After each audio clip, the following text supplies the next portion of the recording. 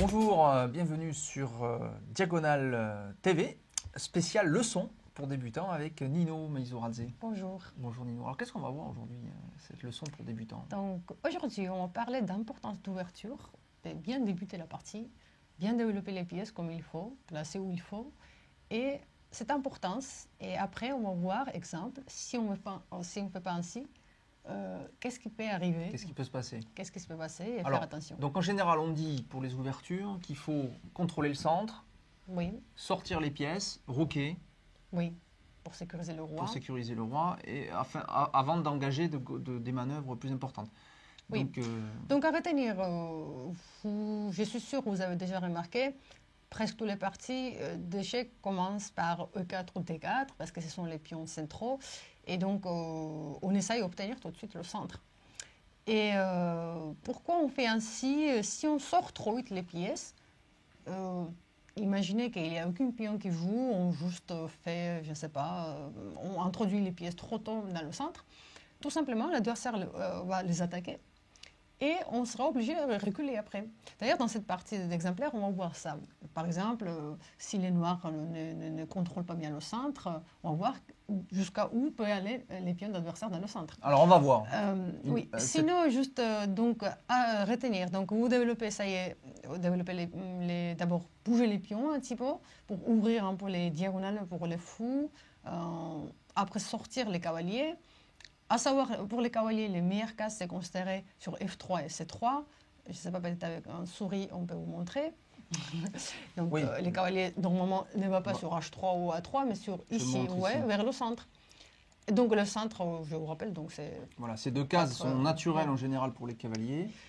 Voilà, et juste, dernier conseil, on peut dire très très important, évitez de jouer avec la même pièce dans l'ouverture. C'est-à-dire, il ne faut pas faire 3 ou 4 ou 5 coups avec la même pièce, sinon vous aurez très très grand retard de développement. Voilà, il faut sortir toutes les pièces. Voilà, il faut que toutes les pièces jouent. Hein. Plus vous faites jouer de pièces, mieux c'est. Ça veut dire toutes les pièces, ça ne veut pas dire forcément les tours. Les tours rentrent en jeu un peu plus tard.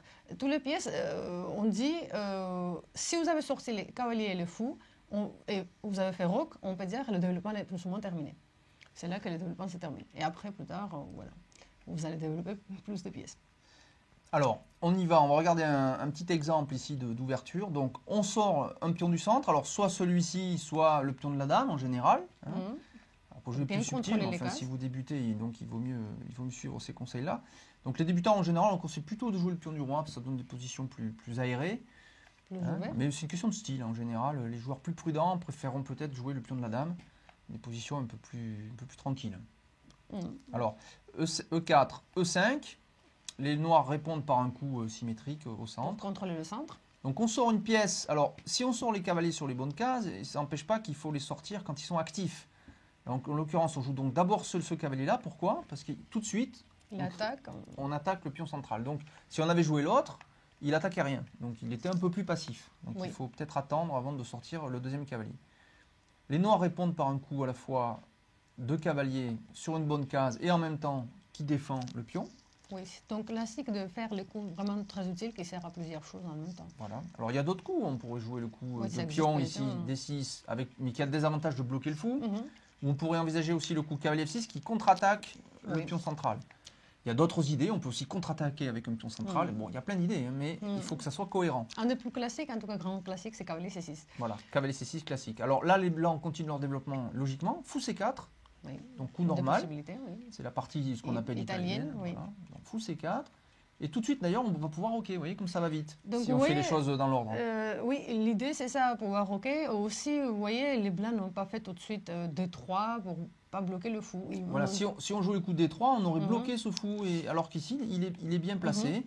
Les noirs ne peuvent pas l'attaquer facilement, il contrôle une belle diagonale. Donc à retenir, d'abord, si vous avez la possibilité, d'abord vous laissez sortir le fou, et après vous bougez l'autre pion, et comme ça vous avez les deux fous qui sont ouverts. Voilà.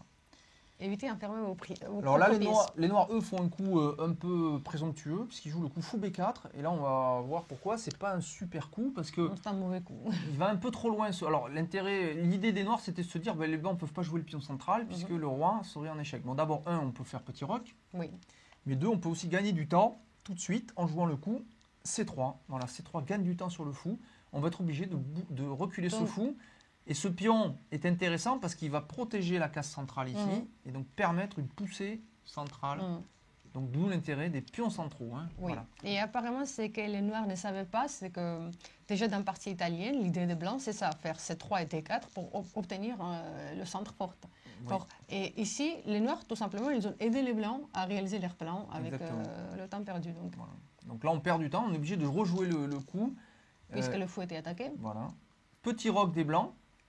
D'abord, sécuriser toujours le roi avant d'ouvrir, avant de passer à l'action, avant d'ouvrir les diagonales, les colonnes, etc. Toujours penser d'abord mettre le roi à l'abri. Et après, vous commencez à ouvrir tout, attaquer, etc. Passer aux actions, en fait. Alors, les Noirs continuent leur développement avec cavalier F6. Regardez, ils ont toujours pas roqué. Et donc, c'est le bon moment pour les Blancs pour lancer une opération D4. Et il y a un problème déjà tout de suite sur le fou C5. Alors, les Noirs... si on sort le fou tout de suite, on prendrait avec les blancs en D6. Si on mettait le fou en défense ici, alors évidemment ça protège bien, mais alors le problème c'est que... Qu'est-ce que je fais moi? J'ai fait une bêtise là. Ouais. Ah, tu as remplacé la partie. Alors si on jouait, c'est pas grave, si on jouait le fou... J'ai remplacé là, je crois. Oui. Si on jouait le fou ici, en fait, on bloquerait, c'est pas grave, on bloquerait le pion D6, donc on empêcherait le fou C8 de bouger. Donc, sur D4, les noirs prennent ici en D4. Voilà. Les blancs reprennent ici en D4 et les noirs maintenant sont obligés par exemple de jouer sur la case B6. Ils n'ont toujours pas roqué et regardez, on a deux pions centraux très forts et qui créent des menaces sur les noirs. Et donc, par exemple ici, on va encore attaquer le cavalier D5 par exemple. Donc par exemple on peut jouer D5. Cavalier E7. D'ailleurs c'est encore pas sûr, peut-être c'était... On peut envisager de jouer. Voilà. Le problème, par contre, je devine, ce sera... même si on reculait, après il y a B4 qui arrive. On menace B4 ici. Le cavalier n'a pas de case. Voilà. Donc, on risque de perdre le cavalier et on aura du mal à empêcher E5 aussi.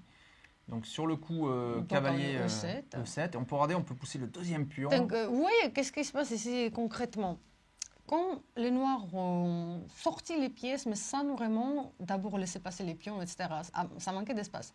Les blancs, chaque coup, ils attaquent une pièce. Les noirs, au lieu de se développer ou faire roc, etc., ils n'ont pas de temps parce que chaque fois, il y a les menaces. Il y avait le fou qui a été menacé 2 fois, cavalier qui est menacé maintenant 2 cavaliers 2e fois. Ça fait déjà 4 coups que les noirs font les coups de défense. Et du coup, entre ce temps, les blancs prennent de plus en plus d'avantages. C'est pour ça, il ne faut pas laisser comme ça s'écraser sous les pions d'adversaire. On va se faire écraser. Une fois que si les noirs jouent ce cavalier, par exemple, en G4 ou en E4, en G4 on va dire. Peu importe. Peu importe. H5, on peut jouer encore le coup E5. Et alors regardez, là, le pion D est bloqué, donc ce fou aura beaucoup de mal à sortir. En plus, il y a des menaces de fou prend cavalier échec, suivi de cavalier G5. Regardez le fou C1 qui protège le cavalier.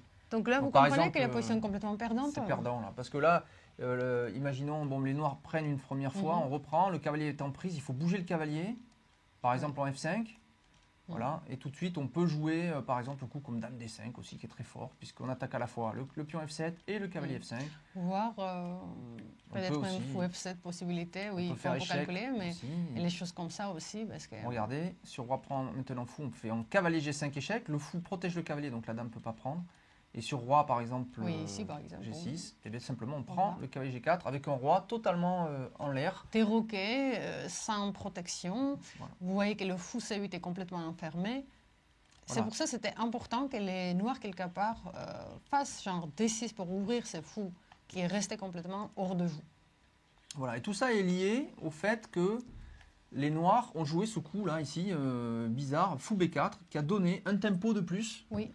Ils sont tombés chaque fois sous les menaces. Donc il ne faut pas faire ça en fait. Il faut prendre en compte les menaces adversaires et pas placer les pièces juste devant les pions où il sera systématiquement attaqué. Il ne faut pas quand même mettre ces pièces devant les pions ennemis. À la différence, regardez, c'est que le fou C4 lui ne peut pas être attaqué par des pions. Ce seraient des pions qui seraient perdus. Il est bien placé, une bonne case. Il est à la fois bien avancé dans le camp blanc, mais pas au contact des pions noirs.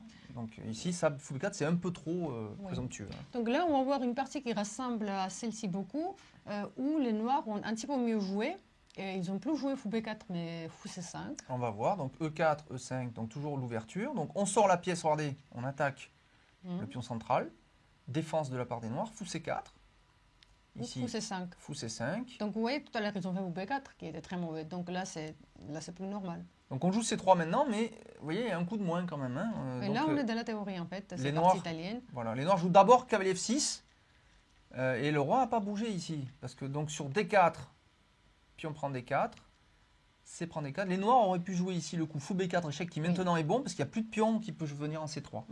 Mais là, en fait, les noirs font une autre erreur, c'est qu'ils oublient ce coup d'échec, qui est un coup important. Oui, il suffit de faire un coup lent, que ça peut vraiment tout de suite donner un résultat massacrant, en fait. Bien sûr. Donc ici, sur fou B6, on a le même problème quasiment que dans la partie précédente. Hein. Il aurait fallu jouer le coup fou B4 échec, donc il faut être très précis. Échec pour faire roque tout de suite après. Voilà, et après roquer très vite pour éviter toutes les menaces. Et après essayer de contre-attaquer ce pion, ce centre, mais avec un roi à l'abri, c'est quand même plus facile.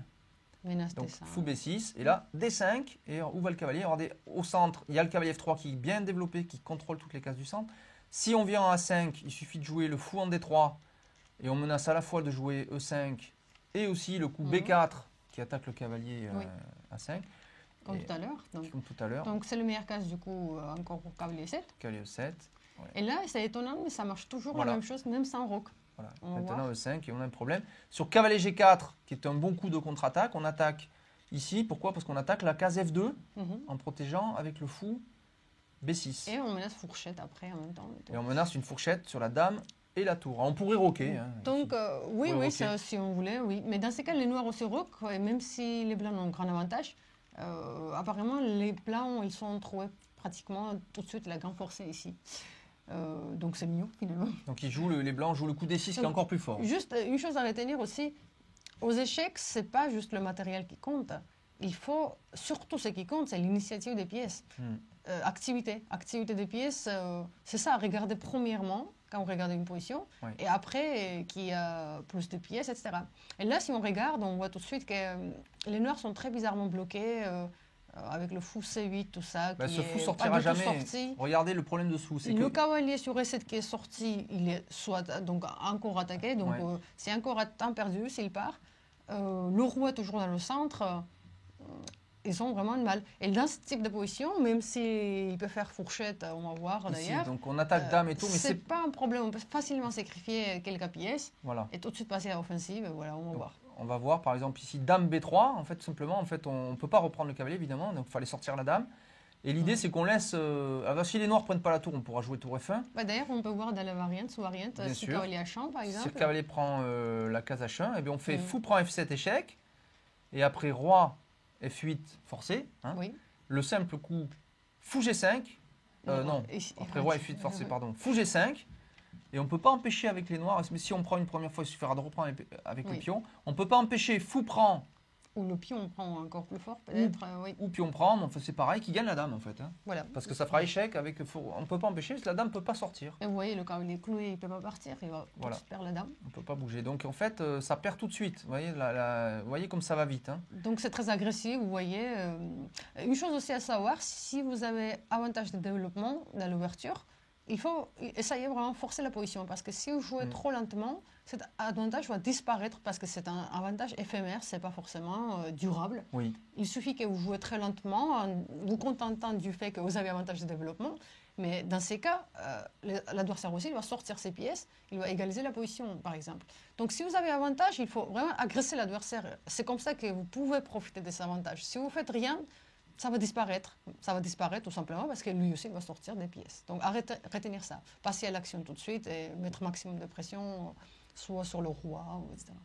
Donc si les noirs ici font petit roc, qui est sans doute le moins grave, on peut encore jouer soit tour F1, alors qui ne doit pas être mauvais, soit même fou G5 encore très fort. Fou G5.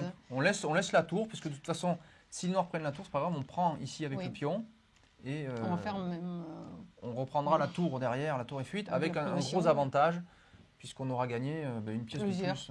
On aura gagné une pièce de plus, puisqu'on On aura gagné la tour et le cavalier. Alors et que toujours retard sur le développement pour le noir, vu que l'autre côté n'est pas sorti. Voilà, donc on voit très vite que le développement prime et le contrôle du centre. Donc ça, bon, c'est des exemples très généraux. Si vous voulez plus d'informations sur la partie italienne, hein, ce qui n'est pas le but de l'émission, mais plus d'informations, il y a une leçon spécifique, Diagonale TV leçon. Alors, ce n'est pas pour les débutants, c'est pour les joueurs plus confirmés. Mais ici, on voit le concept d'ouverture générale qui est de dire, bon, il faut développer rapidement les pièces et les pions et éviter de perdre du temps. Comme ici, comme on l'a vu, essayer d'éviter que l'adversaire prenne le centre avec ses pions. Donc aussi, on a vu que les Noirs, ils ont perdu du temps avec les cavaliers finalement. Les cavaliers, ils n'ont pas arrêté de voyager sur l'échiquier. Et c'est pour ça qu'ils ont pris cette retard de développement. Voilà, il faut éviter de se faire harceler les pièces. Hein. Voilà. C'est ça, exactement. Donc merci Nino pour cette leçon spéciale. Donc concept très généraux sur les ouvertures. Après, pour plus de détails sur les ouvertures, vraiment, il faut étudier en particulier, mais c'est des concepts qui sont applicables même pour les plus grands joueurs du monde. Hein. Et vous pouvez retrouver, même pour les débutants, les cours sur Diagonale TV sur les ouvertures qu'on va faire bientôt, la classification des ouvertures. Tout à fait. On peut profiter, voir ces cours. Voilà. Merci de nous avoir suivis pour cette émission. Puis je vous dis à bientôt sur Diagonale TV. Merci Nino. Au revoir Hilary.